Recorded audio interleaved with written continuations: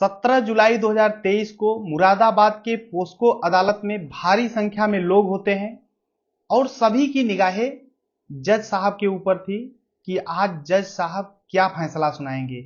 एक व्यक्ति कटघरे में खड़ा होता है, उसको देखते हुए जज साहब बोलते हैं कि इस व्यक्ति ने जो गुनाह किया है वो वाकई में माफी के लायक नहीं है, इसलिए ये अदालत इस मुलजिम को 20 साल की सजा और 80,000 रुपए का जुर्माना।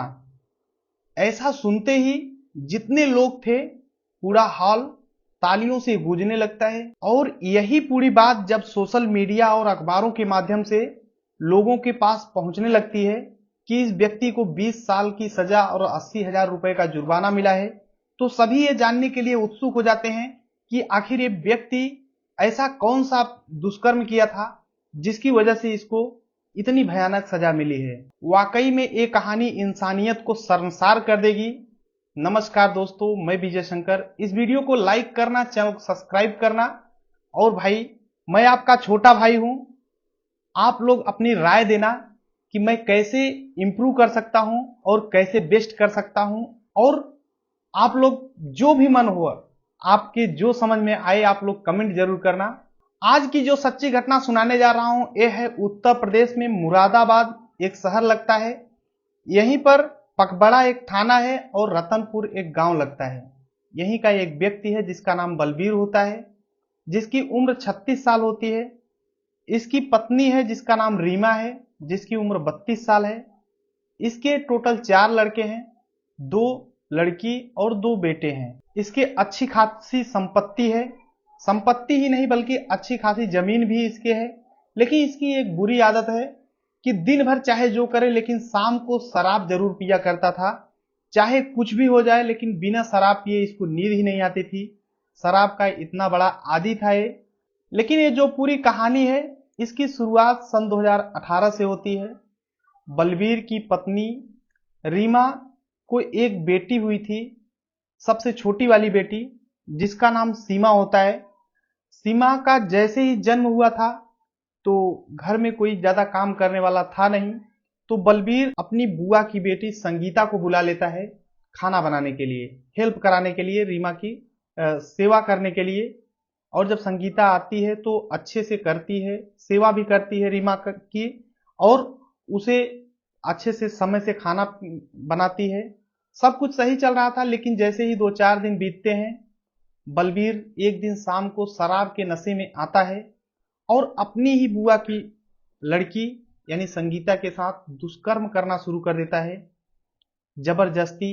और संगीता बार बार मना करने की कोशिश कर रही थी, चीख रही थी, चिल्ला रही थी, लेकिन ये दरिंदा सुनने को तैयार नहीं था। उसके साथ जबरदस्ती दुष्कर्म, शारीरिक संबंध बनाता है, उसके साथ गलत काम करता है। वो चीखती है, चिल्लाती है, लेकिन सुनता नहीं है। और संगीता पूरी बात रीमा से बताती है।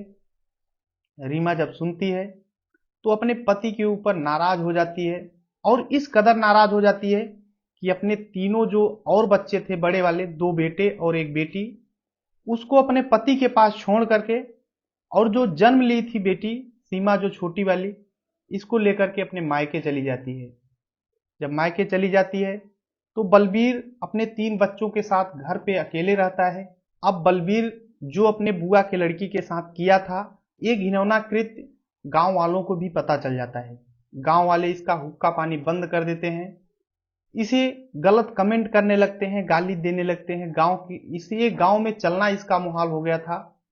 जब इस तरीके से होता है तो बलबीर को गुस्सा आता है और रतनपुर में उसकी जितनी भी जमीन थी सब 2 करोड़ रुपए में बेच देता है। बेचने के बाद अपने तीनों बच्चों को लेकर के काशीराम कॉलोनी में शिफ्ट हो जाता है। वहीं पर एक मकान ले लेता है, वहीं पर रहने लगता है। अब पत्नी मायके में थी और ये अपने 3 बच्चों के साथ काशीराम कॉलोनी में रह रहा था। अब बलबीर अपने पत्नी से बार बार कांटेक्ट करने की कोशिश कर रहा था, बात करने की कोशिश कर रहा था कि वो आ जाए, जो गलती हुआ है हो गया, लेकिन अब ऐसा नहीं होगा। लेकिन पत्नी थी कि सुनने को तैयार नहीं थी, वो अपने मायके थी और इसे बोल रही थी कि अब मैं तुम्हारे पास नहीं आऊंगी, तुम्हारा जो कृत्य तुमने किया है सही नहीं किया है। रीमा जो थी अपने पति से इस तरह से बोल करके गई थी। और अब बलबीर और ज्यादा शराब पीने लगता है। शराब का इतना ज्यादा आदी हो जाता है कि पहले की अपेक्षा बहुत ज्यादा शराब पीना शुरू कर देता है। एक दिन शाम को जब घर आता है तो उसकी बड़ी वाली जो बेटी थी, 11 साल जिसकी उम्र थी, जिसका नाम नीलम होता है, नीलम को पकड़ लेता है और नीलम के साथ दुष्कर्म करना शुरू कर देता है। यानी अपनी ही बेटी के साथ गलत घिनौना कृत्य करना शुरू कर देता है। अब नीलम चीखने लगती है, चिल्लाने लगती है, लेकिन कोई सुनने वाला नहीं था। वो अपने ही बेटी के साथ नशे में, पहले दिन नशे में ही उसके साथ दुष्कर्म करता है। फिर दूसरे दिन आता है, अब उसकी आदत पड़ गई थी, नशे में रहे या न रहे फिर भी अपने बेटी के साथ गलत करता था। नीलम इसका बहुत ज्यादा विरोध करती थी, लेकिन वो बलबीर जो था, हौसी भेड़िया, उसे कुछ समझ में ही नहीं आ रहा था, अपनी बेटी को भी नहीं पहचान पा रहा था। उसके साथ लगातार डेली गलत काम करना शुरू कर देता है। अब नीलम विरोध करती, बोलती मैं और लोगों से बताऊंगी तुम्हारा जो कृत्य है। तो बलबीर बोलता था तुम अगर ऐसा करोगी तो जो तुम्हारे छोटे भाई हैं इनको मैं इनकी हत्या कर दूंगा, इसलिए जो मैं कर रहा हूं सिर्फ करती जाओ, किसी से कहना मत, नहीं तो फिर इसका परिणाम बुरा होगा। नीलम भी कहीं ना कहीं डरती है और किसी से नहीं बोलती है। अब इसी इसी तरीके से उसके साथ शोषण होता रहता है डेली। अब नीलम एक दिन बहुत ज्यादा परेशान हो जाती है और अपने ही पिता से बोलती है कि देखो अब जो हुआ सो हुआ, लेकिन अब मेरे साथ गलत मत करो, मुझे मेरी माँ के पास छोड़ दो, वरना मैं गांव में चीख चीख करके बोलूंगी कि तुम मेरे साथ क्या करते हो। बलबीर फिर से धमकी देता है कि मैं तुम्हारे भाइयों को मार दूंगा अगर तुम किसी से कहोगी तो। अब नीलम डर नहीं रही थी, वो बोल रही थी चाहे जो हो जाए मैं सबको बताऊंगी। बार बार जब देखता है बलबीर की ये रुकने का नाम नहीं ले रही है, तो वो बोलता है ठीक है तुम्हारे माँ के पास तुम्हें छोड़ दूंगा, लेकिन जो भी तुम्हारे साथ हुआ है अपनी माँ से मत बताना। नीलम बोलती है ठीक है मैं किसी से नहीं बताऊंगी, मुझे मेरी माँ के पास छोड़ दो। अब बलबीर अपनी बड़ी बेटी नीलम को ले जाता है अपने ससुराल के गांव में, इसको छोड़ करके चला आता है वापस। अब नीलम वहां से अपनी माँ के पास पहुंच जाती है। अब नीलम जैसे ही रीमा के पास पहुंचती है, रीमा नीलम को देख करके खुश हो जाती है और अब वो अपने पति के दुष्कर्म को रीमा कहीं न कहीं भूलने लग गई थी। और जब नीलम पहुंचती है तब रीमा नीलम से पूछती है कि तुम्हारे पिताजी कैसे हैं, क्या कर रहे हैं। तब नीलम बताती है कि पिताजी रतनपुर में जितनी जमीन थी 2 करोड़ रुपए में बेच दिए हैं और काशीपुर वहां पे कॉलोनी में रह रहे हैं रूम लेकर के। अब जैसे इस तरह से सुनती है रीमा तो सोचती है चलो जो भी है ठीक है। अब नीलम भी अपनी जो भी करतूत थी, जो भी हुआ था उसके पिता ने किया था, अपनी माँ से नहीं बताती है। सब कुछ सही चल रहा था। धीरे धीरे 6 महीने बीत जाते हैं। रीमा के जो बड़े भाई थे वही खर्चा दिया करते थे, लेकिन कोई भी औरत अपने मायके कितने दिन रह सकती है। उसे भी लगता है कि मेरी 2 बेटियों के साथ मैं अपने मायके में हूँ, अगर अपने पति के साथ रहूं तो कितना अच्छा होगा। वो भी एक दिन नीलम से कहती है रीमा कि रीमा चलो तुम्हारे पिता के पास ही चलते हैं, जैसे भी होगा जिंदगी काटेंगे धीरे धीरे। जब इतना नीलम अपनी माँ के मुंह से सुनती है तो नीलम फूट फूट करके रोने लगती है अपने माँ से। और जब नीलम रोने लगती है तो रीमा पूछती है कि आखिर बेटी तुम रो क्यों रही हो, ऐसा क्या हो गया कि तुम्हें रोना पड़ रहा है। तभी नीलम रोते हुए बोलती है कि माँ, मेरे पिता ने मेरे साथ कैसे कैसे घिनौना कृत्य किया और कैसे मुझे धमकी देते थे। जब पूरी घटना अपनी माँ से, रीमा से नीलम बताती है रोते हुए, तो जैसे ही रीमा इस तरह से सुनती है आग बबूला हो जाती है। अपने पति के ऊपर इतना इस कदर नाराज हो जाती है।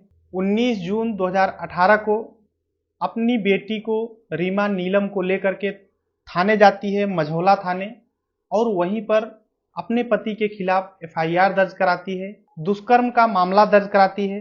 अब पुलिस जैसे ही पूरा बयान सुनती है, सब कुछ, पुलिस नीलम का मेडिकल जांच कराती है और मेडिकल जांच में क्लियर साफ साफ दिख रहा था कि 11 साल की लड़की नीलम के साथ कैसे कई बार दुष्कर्म किया गया है।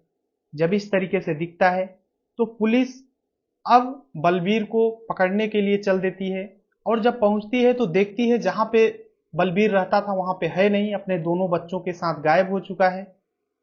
अब अगल बगल के लोगों से पुलिस पूछताछ करती है तो लोग बताते हैं कि अभी ये नई गाड़ी खरीद कर लाया था बलबीर, और वही गाड़ी लेकर के शायद गया है। अब पुलिस उसके नंबर को निकालती है और सर्विलांस पे लगाती है, लोकेशन ट्रैक करने की कोशिश करती है, लेकिन बलबीर भाग रहा था। उसे पता चल गया था कि मेरी पत्नी ने मेरे खिलाफ कंप्लेन दर्ज करा दिया है, तो भाग रहा था। अब इस कदर भाग रहा था कि वो जब पुलिस लोकेशन देखती तो कभी उसका लोकेशन राजस्थान दिखाता, तो राजस्थान पुलिस जब पहुंचती तो एक दिन बाद उसका लोकेशन पंजाब पहुंच जाता। जब पुलिस पंजाब ढूंढने जाती तो उसका लोकेशन हरियाणा। अब लास्ट में पुलिस उसे अमरोहा से गिरफ्तार कर लेती है, और गिरफ्तार करके जब बलबीर से पूछताछ किया जाता है तो बलबीर साफ साफ सब कुछ कबूल कर लेता है कि हाँ, हमने दुष्कर्म किया है। पूरी जो भी सच्चाई थी सब कुछ बलबीर पूरा स्वीकार कर लेता है। अब पुलिस उसके खिलाफ मुकदमा दर्ज कर लेती है, उसे जेल भेज देती है।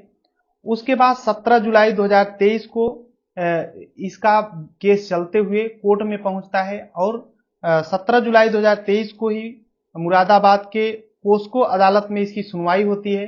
तब जज साहब बोलते हैं कि ये जो व्यक्ति है ये वाकई में माफी के लायक नहीं है, इसको 20 साल की सजा और 80,000 रुपए जुर्माना सुनाया जाता है। और जब इस तरीके से लोग सुनते हैं तो लोगों को भी लगता है कि ऐसे लोगों को ऐसा ही खतरनाक सजा मिलना चाहिए। बाकी आपकी क्या राय है कमेंट बॉक्स में जरूर कमेंट करना, और क्या कौन सा पार्ट आपको ठीक लगा और किसमें सुधार होना चाहिए आप लोग जरूर कमेंट करके बताना। और भाई एक चीज बता दूं कि ये पूरी वीडियो, पूरी घटना सुनाने का उद्देश्य किसी को परेशान करना या दुख पहुंचाना नहीं है, बल्कि आप सभी को जागरूक करना है। मैं आप सबसे जुड़ना चाहता हूं, तो आप लोग अपना नाम, कहां से रहने वाले हो, कमेंट जरूर करना। मैं अगले वीडियो में आप सबका नाम लूंगा। जो भी मेरे साथ जुड़ना चाहते हो, मेरे फैमिली का मेंबर हो, तो चैनल को सब्सक्राइब करो, वीडियो में लाइक करो। मिलते हैं नेक्स्ट वीडियो में, तब तक के लिए जय हिंद, वंदे मातरम।